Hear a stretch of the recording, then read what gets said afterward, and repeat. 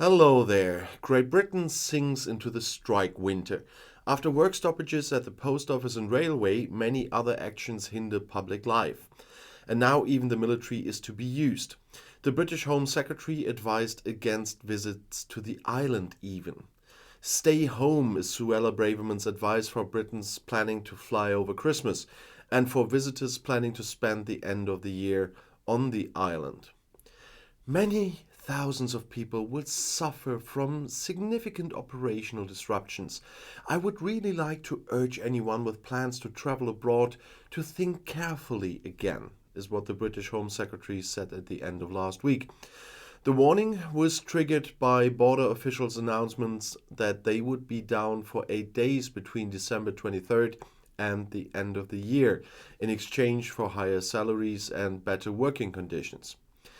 Passport checks at London's Heathrow and Gatwick airports, as well as Manchester, Glasgow, Cardiff, and Birmingham, are affected by the strike, and hundreds of thousands of travellers are likely to feel the effects in the coming days. That's why even our visitors from Wales have to return early.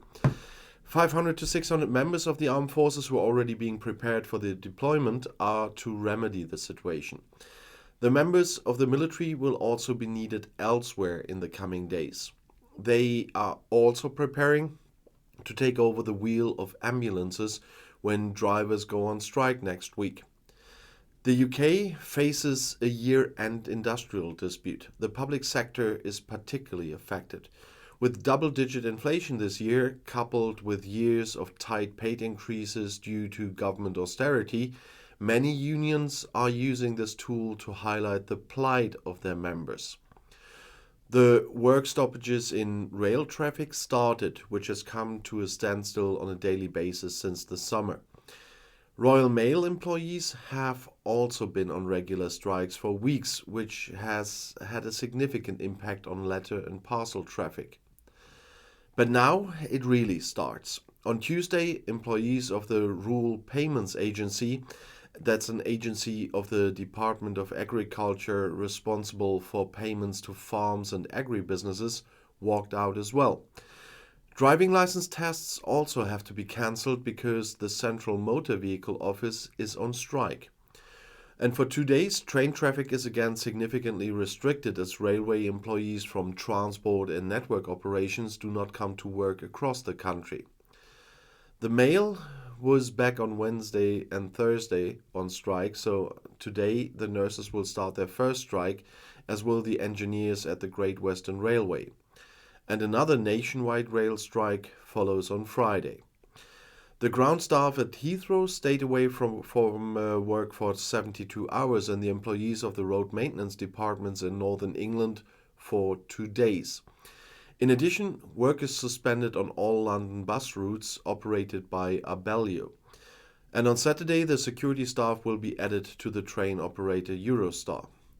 The strikes then spread further in the following week when, among other things, ambulances, passport checks at the borders, and cleaning staff at a large number of transport companies and state institutions also will take part. And over the Christmas holidays, rail strikes have been announced for December 24th to 27th, with trains shutting down much of the country. Although the strikes over the Christmas holidays in Great Britain, the first since 2019 without the threat of restrictions from the pandemic, will lead to considerable disruption in public life, and there is no sign of relaxation. The government has so far shown little accommodating to the demands of the various unions. In the transport sector, a rapprochement seemed possible last week, but then the Ministry of Transport, which is not directly involved in the talks between the union and the operators, built in a clause on working conditions at the last second. Mick Lynch, head of the transport union RMT, accused the responsible minister Mark Harper. "You might as well bring a fish into the conversation and smack that one over my cheeks." That's how Lynch fumed at the tactic. And the negotiations were initially broken off. And Pat Cullen, chairwoman of the Royal College of Nursing, also complained that the government was not willing to talk. Even the salary requirement of 19% could be negotiated if Health Secretary Steve Barclay was willing to do so, she promised. I don't want to appear argumentative in the negotiations, and I won't stand by our side unless he stands by his, is what she said. So far, the government has limited itself to asking the unions to talk to the relevant administrative bodies, in many cases, not the responsible ministry. We urge union leaders to call off these damaging strikes and keep talking, said Chancellery Secretary Oliver Dowden. The fronts have hardened further. Prime Minister Rishi Sunak and his colleagues have repeatedly emphasized that significant salary increases in the public sector must be avoided in order not to further fuel inflation. They have offered increases in the low single digits in most areas. But inflation in the country was last at 11.1%, and at the beginning of the year, the government also wants to significantly tighten the right to strike.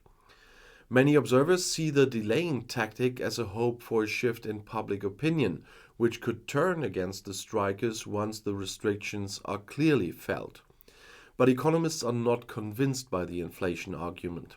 It's hard to see how an increase in public sector salaries can directly contribute to a wage price spiral, said Ben Zaranko of the Institute for Fiscal Studies think tank. Firstly, no prices would be charged for public services which depend on the wages of employees. Above all, however, wages in the public sector have been well behind those in the private sector for years. There, wages have risen by 5.5% in real terms over the past 12 years, while in the public sector they have fallen by 5.9% over the same period. Since January 2021, civil servants and employees in the public sector have had to cope with a real minus of 7.7%. At the same time, the supply is suffering more and more. 47,500 nurse positions were vacant in the NHS in September, or 11.9%. A year earlier, it was just under 40,000. And complaints about the quality of school education are also piling up because there are so many teachers missing, especially in the natural sciences.